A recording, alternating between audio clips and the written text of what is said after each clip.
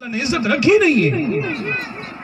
اگر کوئی تمہیں سلوٹ مارتا ہے تو یاد رکھو وہ ضروری نہیں کہ تمہاری وجہ سے کوئی سلوٹ مار رہا ہو سکتا ہے تمہارے پاس دولت ہو، پیسہ ہو، اس لیے تمہاری عزت کر رہا ہو۔ یہ پیسہ نہیں ہوگا تمہاری عزت نہیں ہوگی۔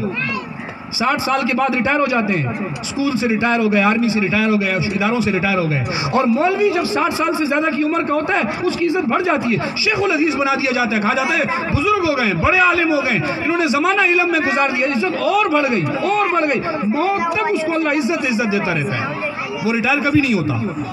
یہ ہے ہمارا فرق تعلیم کا، دین کا۔ تو اپنے بچوں کو قرآن کی تعلیم پڑھوائیں۔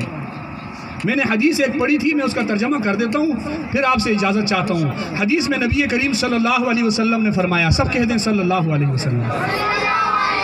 جب نبی کریم صلی اللہ علیہ وسلم کا ذکر آئے تو پہلی مرتبہ ہر انسان پر واجب ہوتا ہے کہ آپ کیا پڑھیں گے؟ صلی اللہ علیہ وسلم۔ اور ہر مرتبہ پڑھنا مستحب ہے، اسی لیے پڑھنا چاہیے، کنجوسی سے کام نہیں لینا چاہیے۔ آج ہم دنیا میں زندہ ہیں تو اللہ رب العزت نے یہ مقام بھی ہمیں نبی کے وسیلے سے دیا ہے، تو ہمیں ادھر ادھر جو ہے سوچنے میں نہیں پڑنا چاہیے، ہمیں نبی کے معاملے میں کنجوسی نہیں کرنی چاہیے۔ سب کہہ دیں ایک دفعہ صلی اللہ علیہ۔ حدیث میں آتا ہے نبی کریم صلی اللہ علیہ وسلم نے فرمایا، تم میں بہترین آدمی وہ ہے۔ ہماری سوچ کیا ہے؟ ہم جب بہتر آدمی کہتے ہیں کیا کہتے ہیں؟ اس کا بنگلہ بہت بڑا ہوگا، ڈیفینس میں گھر ہوگا، دولت بہت ہوگی، پچارو ہوگی، گاڑی ہوگی، اس کے پاس کوئی کچھ ہوگا، کوئی عہدہ ہوگا۔ نہیں، میرے اور آپ کے پیغمبر کہہ رہے ہیں، وہ اپنی زبان اقدس سے ارشاد فرما رہے ہیں، تم میں سب سے بہترین آدمی وہ ہے جو قرآن کو سیکھے اور قرآن کو سکھائے۔ قرآن کو سیکھے اور قرآن کو سکھائے۔ قرآن کو علماء نے لکھا کہ پیغمبر نے یہ کیوں نہیں فرمایا تم میں بہترین آدمی وہ ہے جو قرآن کو سکھائے اور قرآن کو سیکھے؟ پہلے سیکھنے والوں کا تذکرہ کیا۔ تم میں سب سے بہتر آدمی وہ ہے جو قرآن کو سیکھے اور قرآن کو سکھائے۔ سیکھنے والے کا مقام بہت زیادہ ہے، اور انسان کو یہ کوشش کرتے رہنا چاہیے کہ میں موت تک سیکھنے والا رہوں قرآن۔ اور اس کے لیے کوئی عمر کی بھی قید نہیں ہے کہ سفید داڑھی ہو گئی ہے تو آپ قرآن نہیں پڑھ سکتے، آپ بوڑھے ہو گئے ہیں تو قرآن نہیں پڑھ سکتے، آپ جوانی چلی گئی تو قرآن نہیں پڑھ سکتے، آپ کوئی دنیا کے کاموں میں لگ گئے تو نہیں پڑھ سکتے۔ آپ کسی مدرسے میں آئیں، یہ مولانا صاحب بیٹھے ہوئے، میں ان کی اجازت کے بغیر کہہ رہا ہوں، آپ میں صرف سفید داڑھی والا ان کے پاس آیا اور کہے کہ مجھے داخلہ چاہیے، منع کریں گے؟ لیکن اسکول میں چلے جاؤ، مجھے ABC پڑھنی ہے، وہ کہیں گے نہیں بھائی ہم اتنے بڑوں کو نہیں پڑھاتے۔ قرآن کے لیے کوئی عمر نہیں ہے، کوئی زندگی کوئی نہیں، جب آ جاؤ قرآن کی تعلیم حاصل کرنے کے لیے آ جاؤ۔ فرمایا اللہ کے پیغمبر نے سیکھنے والوں کو پہلے بتایا کہ ان کا مقام یہ بہترین لوگ ہیں، کیونکہ سیکھنے والا اگر سیکھنے نہیں آئے گا تو سکھانے والے کو سکھانے کا ٹائم ہی نہیں ملے گا۔ وہ مقام اور عزت اس کو ملتی ہی سیکھنے والوں کی وجہ سے ہے۔ سیکھنے والے آتے ہیں تو سکھانے والا سکھاتا ہے۔ فرمایا یہ دو آدمی کائنات میں سب سے بہترین ہیں، قرآن کو سیکھنے والا اور قرآن کو سکھانے والا۔ اب آپ یا تو قرآن کو سیکھنے والے بن جائیں، اور اگر آپ کو قرآن آتا ہے تو قرآن کو سکھانے والے بن جائیں، دونوں میں سے ایک چیز کو آپ حاصل کرنے والے بن جائیں۔ اللہ رب العزت کی نظروں میں اور پیغمبر کے فرمان کے مطابق آپ کائنات میں سب سے بہتر لوگ ہیں۔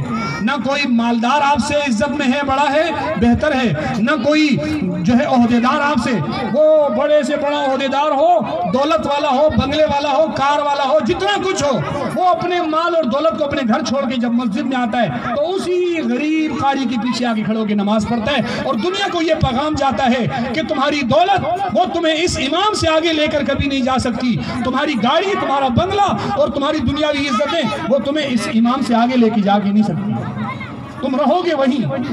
اور امام کو اللہ نے جو عزت دی ہے، آپ یہ نہ سمجھیں کہ ماں باپ کو تو چلو یہ بچے پڑھنے والے ہو گئے، یہ قاری صاحب پڑھانے والے ہو گئے، تو یہ جو باقی ماں باپ ہیں، چاچا ماموں ہیں، ان کا کیا مقام ہے؟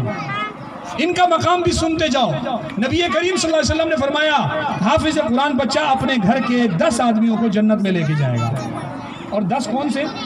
جن پر جہنم واجب ہو چکی ہوگی، وہ اپنے گھر کے ان 10 آدمیوں کو جنت میں لے کے جائے گا۔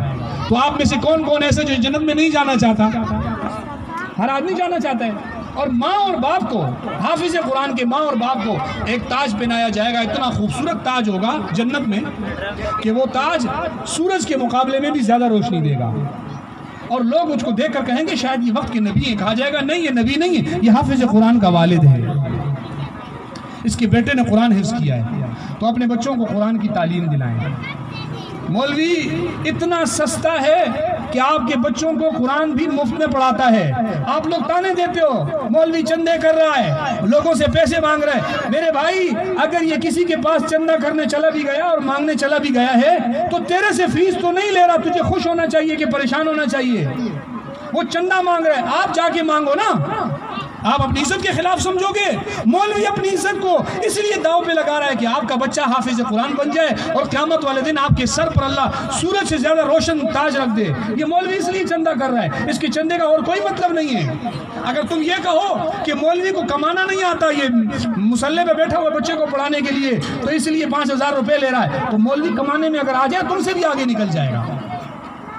لیکن ایک وقت تھا ہم نے کسی کو کہا بچے کو پڑھانے کے لیے مدرسے میں بھیجو، تو وہ کہا مولوی صاحب بن جائے گا ہمارا بچہ، تو بیچارہ کھائے گا کدھر سے؟ مولوی بن گیا تو کہاں سے کھائے گا؟ پھر وہی بچہ جب بن جاتا ہے مولوی، عالم، فاضل، پھر اس کو دیکھ کر کہہ رہے ہوتے ہیں ارے مولوی تو بہت زیادہ نہیں کھاتے۔ ابے بھائی کل تم ہی تو کہہ رہے تھے کہ مولوی بن گیا تو کہاں سے کھائے گا؟ اب تم کہتے ہو کہ مولوی زیادہ کھا رہا ہے۔ یہ تمہیں اللہ سے سبق دلا رہا ہے اور بتا رہا ہے کہ لوگوں سن لو، کبھی اپنے بچوں کو اس لیے مدرسے بھیجنے سے مت روکنا کہ میرا بچہ مولوی بن گیا تو کہاں سے کھائے گا۔ اللہ اس کو وہاں سے کھلائے گا جہاں سے تم لوگوں نے سوچا بھی نہیں ہوگا، وہاں سے کھلائے گا اللہ ان کو، اللہ ان کے رزق کو پورا کرے گا۔